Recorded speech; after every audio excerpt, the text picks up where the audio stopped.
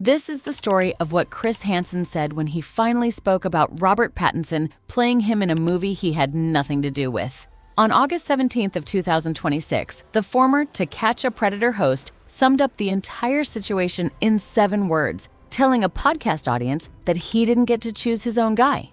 The interview ran on episode 430 of Seriously with Annie Elise, hosted by a podcaster best known for the true crime YouTube channel 10 to Life and its audience of more than 1.5 million subscribers. Hansen is 66 now. Sitting across from Elise, he talked through a film called Primetime, and a A24 drama in which 40-year-old Robert Pattinson wears his best Chris Hansen costume. What made the conversation land the way it did was the position Hansen was speaking from, because the movie was already finished, already trailered, already headed to Venice, and he had watched all of it happen from the outside like everybody else. Hansen's framing was that he played no part in the creative process at all, and that he only found out the project existed once production had already wrapped.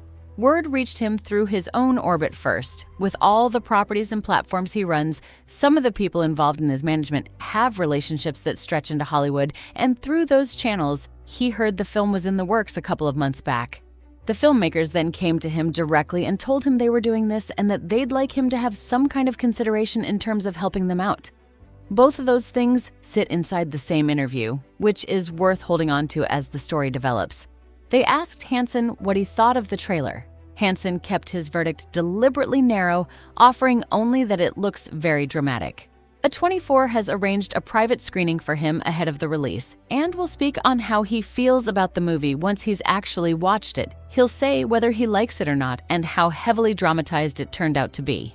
Reporters don't review what they haven't seen, and Hansen leaned on that instinct hard. Underneath his hesitation sat a suspicion he didn't bother hiding, which is that his name got used because a recognizable name helps a commercial enterprise succeed. Elise, Seriously podcast host, pushed past the diplomacy, and that's when the interview produced its headline. Hansen granted that Pattinson is a popular actor and that Lance Oppenheim is a popular director, then followed it with a question of his own: what's Hollywood's motive here? He added that he doesn't know yet, and that he intends to find out, and that he promises to report back. On the subject of watching another man perform his most famous work, the answer was flatter and funnier than anything else he offered all interview, because as he put it, "I'm busy being the real Chris Hansen."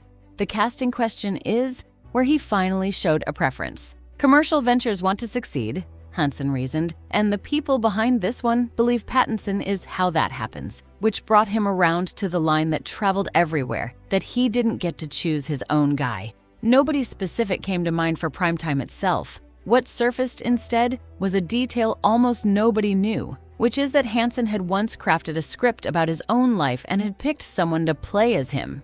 His pick was Denis Leary, and in Hansen's telling, Denis Leary would be a good guy to play me, depending on the age of it all. That script never became anything, and Hansen says he doesn't have time to make his own movie now. The film he's reacting to has been assembled with real weight behind it. A24 is financing and distributing, with production shared between A24, Pattinson's own banner, Icky Aneo Arlo, Range Media Partners, and Square Peg. Lance Oppenheim directs, and this is his first narrative feature after documentary work that includes the shorts The Happiest Guy in the World and The Paradise Next Door, the television movie Sperm World, the Sundance title Some Kind of Heaven, and the HBO series Ren Fair. Ajahn Singh wrote the screenplay, David Boland shot it, Daniel Garber cut it, and the producer list runs through Pattinson, Ari Aster, Fred Berger, Brian Kavanaugh Jones, Lars Knudsen, Tyler Campolone, and Brighton McCloskey, with Rotten Tomatoes additionally crediting William Iannacone. It's classified as drama, mystery, and thriller, and the official logline is a single sentence, which reads that in 2006, To Catch a Predator host Chris Hansen sets out to make television history. Around Pattinson sits a cast that suggests A24 knows exactly what kind of film this is. Merritt Weaver, Skylar Gisondo, Matthew Maher, and Bokeem Woodbine all appear. Anna Faris plays Hansen's wife, Mary Joan. Phoebe Bridgers, the singer-songwriter, makes her dramatic feature acting debut here. Strangest of all is the presence of former NBC Universal executive Jeff Zucker appearing as himself in the trailer, where he tells Hansen that the show needs to move into primetime. And Pattinson's version of Hansen responds to the opportunity by declaring he could become bigger than Lost. The timeline of how this got built explains a lot about why Hansen heard nothing. In October of 2024, the project surfaced publicly with Oppenheim directing an A24 financing, and at that stage, Pattinson was attached purely as a producer, with Ari Aster also reported among the producing team. Principal photography started in New Orleans in early February of 2025 under the production title Bluefin Tuna, and cameras wrapped by March 28th of that year. A teaser landed in May of 2026, the full trailer followed on August 6th, and the world premiere is set for main competition at the 83rd Venice International Film Festival, running from September 2nd through the 12th, where it competes for the Golden Lion. Theaters get it wide across the United States on September 25th, with no streaming date announced. What the movie is actually about has been reported, but not formally confirmed. The filmmakers have previously stated the script draws on a 2007 Esquire article by Luke Dittrich titled, "Tonight on Dateline, This Man Will Die." As of August 18th, neither Oppenheim nor Singh had confirmed the specific case at the center of the film, but the source article and the 2006 setting point in one direction toward the death of Bill Conrad. That matters for how you read every cautious thing Hansen said, because the trailer, by the Wrap's description, paints a dark and unforgiving portrait of Hansen and his motives as the ratings climb. Pattinson arrives at this role in the middle of the most crowded year of his career. 4 major films carry his name in 2026. The drama came out through A24 alongside Zendaya. Christopher Nolan's The Odyssey landed in July. Primetime opens in September. And Dune, Part 3, closes the year in December.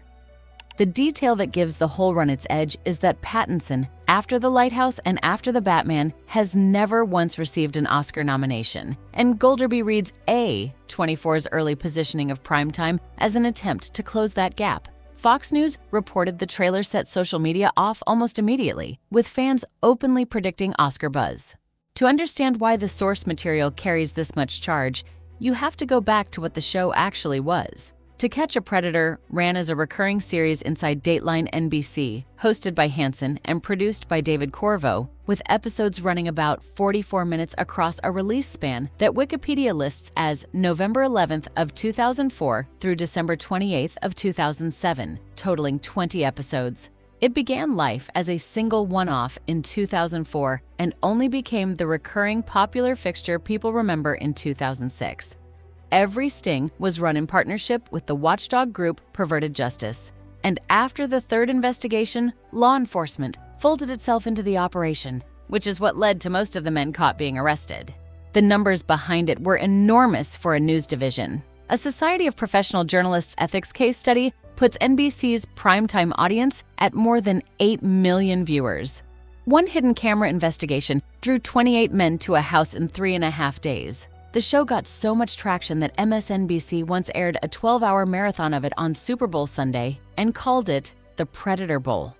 CBS News, citing Paul Fari's reporting in The Washington Post, put the payment to Perverted Justice for the 4th sting at $100,000, a sting that the Dayton Daily News reported netted 18 people on attempted unlawful sexual conduct charges, and FAIR reported that NBC's total payments to the group ran into the hundreds of thousands. Perverted Justice founder Xavier Von Erck explained the arrangement bluntly, saying the group couldn't carry the costs of the shows any longer, and so a consulting fee was obtained, while NBC and Hansen defended it by drawing a line between paying a consultant and paying a source. The case that ended it happened on Sunday, November 5th of 2006. Louis William Conrad Jr. was 56 years old, serving as Chief Felony Assistant District Attorney for Rockwall County, living in Terrell in Kaufman County, and he had previously spent 5 terms as Kaufman County's district attorney. Dateline had set up a sting house that fall in Murphy, Texas, with the consent of city officials, and across 4 days, 24 men were drawn to that house and arrested. Dateline supplied local police with video equipment and cameras, officers camped outside, and arrests were made when Dateline personnel gave the signal. Conrad chatted with a decoy, but never drove the roughly 35 miles to Murphy. Police and the To Catch a Predator team went to his home in Terrell instead, carrying search and arrest warrants, and Conrad took his own life as they served them. Every charge against the other 24 men was eventually dropped when the local district attorney determined none of the cases could be prosecuted, and Murphy's city manager lost his job for approving the arrangement without telling the mayor or the city council. Litigation followed in July of 2007 when Conrad's sister Patricia filed suit against NBC Universal in federal court in Manhattan, seeking $105 million. Her complaint accused the network of taking over police duties and then failing to protect her brother. And it went further, alleging a pattern of racketeering through payments to police departments around the country in exchange for filming access. NBC called the suit completely without merit. That position weakened considerably in February of 2008 when U.S. District Judge Denny Chin refused to throw the case out and wrote that a jury might conclude the network crossed the line from responsible journalism to irresponsible and reckless intrusion into law enforcement. Chin found the facts sufficient to make the death foreseeable, to establish a police duty to protect Conrad, and to support a claim that both the officers and NBC acted with deliberate indifference. Patricia Conrad's attorney, Bruce Barron, said the ruling showed nobody is above the law. In June of 2008, the two sides settled, releasing a joint statement that the matter had been amicably resolved with terms never disclosed. Cancellation came in 2008, following a 2020 investigation and the lawsuit, though new episodes had already stopped running the previous December. Anyone building a timeline should tread carefully there because the show's on-air run and its formal cancellation sit in different years and plenty of coverage blurs them. The ethical argument around the show never really resolved, and it's the argument Primetime appears to be walking directly into. Fair's critique was that the series created news rather than reporting it, surrendered its independence by working hand-in-glove with police, and paid its sources. Al Tompkins of the Poynter Institute said the project had lawsuit written all over it from the very beginning. In one sting, a district attorney's office declined to prosecute at all, citing lack of evidence, and claimed perverted justice members refused to testify or hand over records, which the group denies. Running the online contact in one county and the sting house in another created a jurisdictional dispute on top of everything else. Entrapment questions shadowed the whole format. The counterweight, and it's a real one, came from local law enforcement, who said that without the resources perverted justice supplied, they simply couldn't have afforded to run those investigations. 2 decades later, the people who were inside the stings and the journalists who investigated them still make claims that flatly contradict each other. There's one more wrinkle that sharpens Hansen's position. Primetime is the second film in 2 years to take on the rise and fall of To Catch a Predator.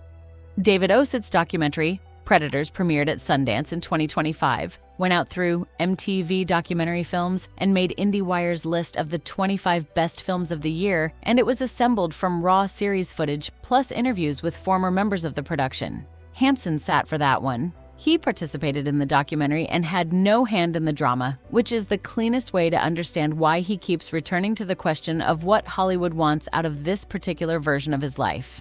Hansen also isn't a retired man watching his past get dramatized from a porch somewhere. He currently hosts Takedown with Chris Hansen, which has run on the web channel True Blue since 2022, and he hosted CrimeCon's 2026 Clue Awards. The show's own promotional copy claims 2 decades of investigations, 500 arrests, and hundreds of millions of video views, though that framing comes from the program itself rather than any independent audit. The serialistly interview covered new sting operations he's still running. That context gives his line about being busy, being the real Chris Hansen a harder edge than it first appears to have.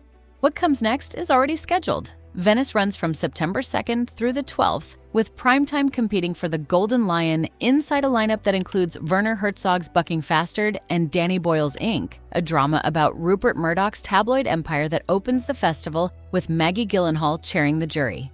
2 films about media ethics at the same festival is a coincidence worth noticing. American theaters get Primetime on September 25th. Somewhere before or around that, Hansen sits down in a private A24 screening room and watches Robert Pattinson be him for roughly 2 hours, and he has promised to tell everyone what he thinks afterward. As of August 18th, neither A24 nor Oppenheim had publicly responded to anything Hansen said. So the premise ends where it started, with a man who spent years standing in kitchens asking other people to explain themselves, now on the other side of the table, asking a movie studio the same kind of question and getting nothing back yet.